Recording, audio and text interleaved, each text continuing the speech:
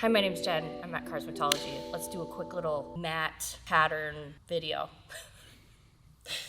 So let's go into doing these mats and doing a pretty sweet pattern on there.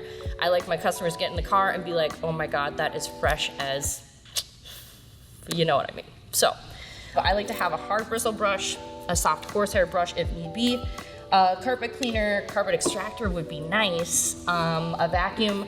If you don't have a carpet extractor, what I used to use back in the day is I would just use a wet dry shop vac. You can use hot water and whatever carpet solution that you want to do.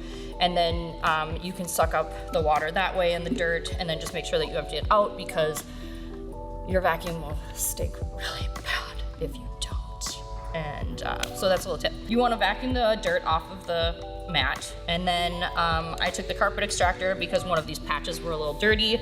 I sprayed some carpet solution on there. Most of the mat was pretty much clean. I took my horsehair brush and lightly agitated the patch. You don't want to use a heavy one because you could disrupt the fibers. It'll look tacky. You don't want to be a tacky detailer. And then I took my carpet extractor and I sucked it all up. After you do that, I take my hard bristle brush, and now let's get into our cool, pretty pattern. So you can use if you want to do a ruler or something like that to make sure that it's straight. So get that going.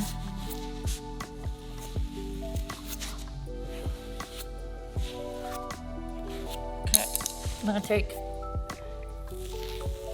that's gonna go that. You can still use the, you could use this instead if you want.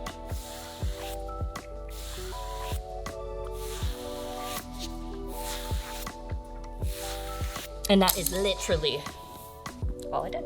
So this is a great way to make your details stand out from the rest. You do not need to do this pattern. You can figure out your own pattern, but this is just what I like to do.